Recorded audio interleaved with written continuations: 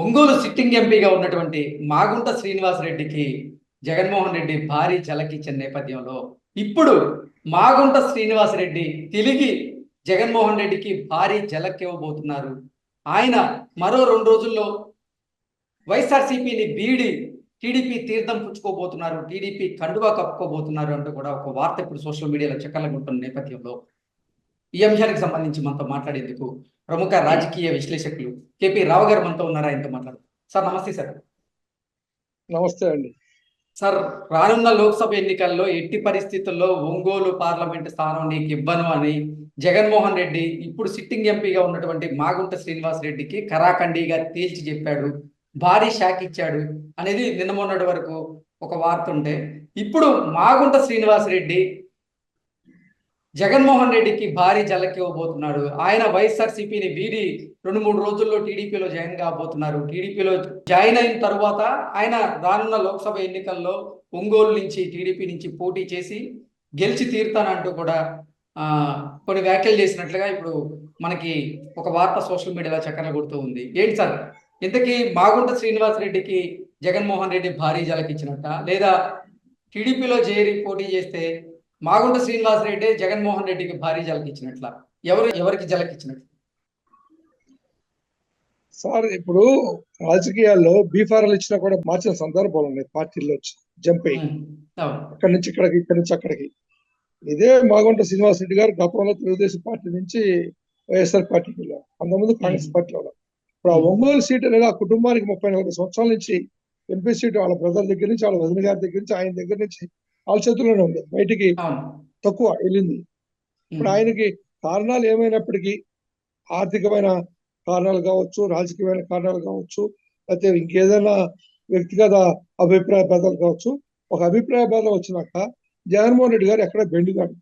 ఆయన నాకున్న personal feeling, Duryodhana తర్వాత అంత అభిమానధనుడిగా వ్యవహరిస్తాడు. నా మాట లేకపోతే ఎవడైనా సరే బయటికి వెళ్ళిపోవాల్సినటువంటి నిర్ణయాలు ఉంటాయి. ఆయన అలాగే జరుగుతుంది. అలాంటి నిర్ణయాల్లో బాలినేని శ్రీనివాస్ రెడ్డి కూడా నేను ఇవ్వను అని కరాఖండికి చెప్పాను. ఆయన బాలినేని శ్రీనివాస్ రెడ్డి గారు కూడా నేను కూడా ఉండను, ఆయన సీటు నుంచోనన్నాడు. మరి వాళ్ళు ఆయన సరెండర్ అయిపోయారు. రాజకీయాల్లో ఉత్తర కుమారుడు ప్రగల్భాలు ఉంటాయి, బ్రహ్మయ్య నాయుడు శబ్దాలు ఉంటాయి, బ్రహ్మ శబ్దాలు ఉంటాయి. శబ్దాల మీద నిలబడే వాళ్ళు కొంతమంది ఉంటారు. ఉత్తర కుమారుడు తాత్కాలిక ప్రగల్భాలు పలికి సర్దుకుపోయేటువంటి రాజకీయ నాయకులు ఉంటారు. అంటే అవి ఏం పట్టించుకోవద్దు. వాళ్ళు ప్రాక్టికల్ గా జరిగిన తర్వాత, నుంచున్న తర్వాత నుంచున్నారు అనుకోవచ్చు, ఆ తర్వాత కూడా బీఫారాలు మారిపోతాయి. మారి కూడా ఎన్నో సందర్భాలు ఎంపీలు, ఎమ్మెల్యే. కాబట్టి మాగంట శ్రీనివాస్ రెడ్డి గారు తన వ్యక్తిగత వాళ్ళు డబ్బులున్న మహారాజ్ కుటుంబాలు, డబ్బుకి కుదరలేదు. ఇప్పుడు ఆ పార్టీ కాదు ఈ పార్టీ, ఈ పార్టీ కాదు ఇంకో పార్టీ, ఏ పార్టీ అయితే ఏమైంది, వాళ్ళకి పదవి కావాలి. ఎందుకు పదవి కావాలి? వ్యాపార వ్యవహార లావాదేవీలు చూసుకోవటానికి, ఆ కుటుంబం 30-40 ఏళ్ళ నుంచి ఆ ఏరియాలో చేసిన సర్వీసెస్ కంటిన్యూ చేయడానికి, what ever it may the reason behind of that. లేదంటే మీరు చెప్పినట్టు వైఎస్ఆర్ పార్టీకి టిట్ ఫర్ ట్యాట్ నన్ను అవమానించే సీట్ ఇవ్వలేదు కాబట్టి నేను మళ్ళీ టిట్ ఫర్ ట్యాట్ లాగా గుణపాఠం చెప్పాలి వైఎస్ఆర్ పార్టీకి అని ఒక అభిమానం దెబ్బతిన్న నాయకుడిగా, వ్యక్తిగా తిరిగి తెలుగుదేశంలోకి వచ్చి నేనేంటో చూపిస్తాను, పోతే పోయిన 50 కోట్లు, 100 కోట్లు, 180 కోట్లు ఆ పార్టీకి చందా ఇచ్చే బదులు నేనే 100 కోట్లు ఖర్చు పెట్టుకుంటే గెలుస్తానేమో, తెలుగుదేశం పార్టీకి హెచ్చుంది అంటున్నారు, ఇటు జనసేన పార్టీ, అదే బదులు బీజేపీ పార్టీ కూడా ఎలియన్స్ ఉంటే వీరికి ఏమైనా ఢిల్లీలో ఉన్నటువంటి ఆ కేసులు ఉపయోగపడతారేమో, అనేక రకమైన పారామీటర్స్ ఎడ్జ్ తీసుకుంటే రిస్క్ చేయొచ్చుగా. అక్కడ 180 కోట్లు ఇచ్చి మరి ఇంకో 100 కోట్లు ఖర్చు పెట్టి గెలుస్తామో లేదో గ్యారంటీ లేనప్పుడు, ఇక్కడ 100 కోట్లు ఖర్చు పెట్టి అయితే అన్ని రకాల గెలిచవచ్చు. లేకపోతే ఢిల్లీలో ఒకవేళ బీజేపీ ఎలియన్స్ ఉంటే బీజేపీ గవర్నమెంట్ వాడుకోవచ్చు. లాంగ్ రన్ లో వాళ్ళ అబ్బాయిని ఒక ఖర్చు వేసేయచ్చు సీటు, ఒంగోలు సీటు. ఎన్నో దూరాలోచనలు ఎన్నో ఉంటాయి కదా. కాబట్టి నేనైతే వ్యక్తిగతంగా ఎవరిని తప్పు పట్టను.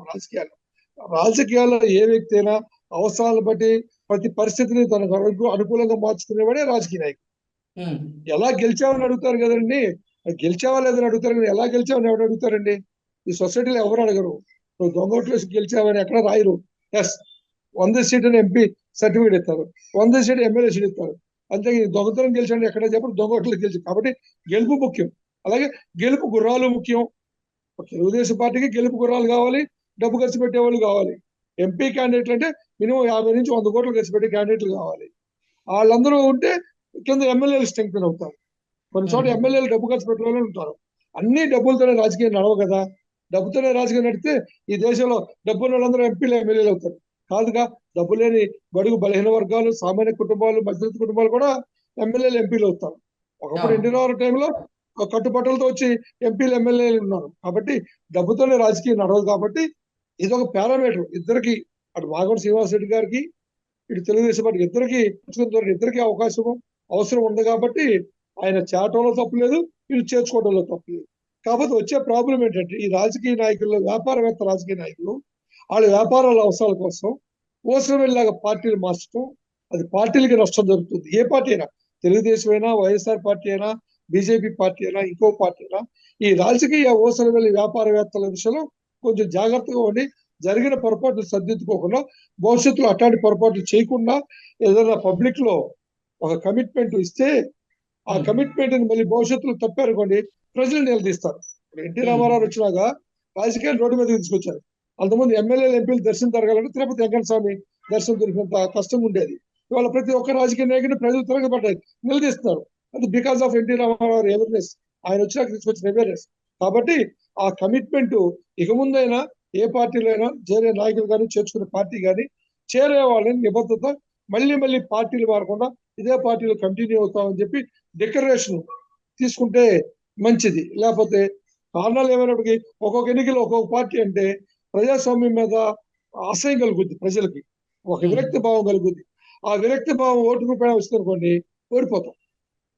ఆ నష్టం జరగకుండా, ఆ డ్యామేజ్ జరగకుండా ఆయా పార్టీలు తగు జాగ్రత్త తీసుకుని ఆయా నాయకుల దగ్గర ఒక డిక్లరేషన్ లాగా ఒక ఫారం ఫిలప్ చేసి భవిష్యత్తులో చావో బతుకో నేను తెలుగుదేశం పార్టీలో ఉంటా, చావో బతుకో నేను వైఎస్ఆర్ లో ఉంటా, చావో బతుకో బీజేపీలో ఉంటా అనేటువంటి ఒక కమిట్మెంట్, ఒక నీతి నిబద్ధత ఉండాలి. ఎందుకంటే ఆ నీతి నిబద్ధత లేకుండా ఊసర వెళ్ళలాగా గొడుగులు మారుస్తూ కూర్చుంటే ఆ పార్టీలకు విలువ ఉండదు, ఆ నాయకులకు విలువ ఉండదు.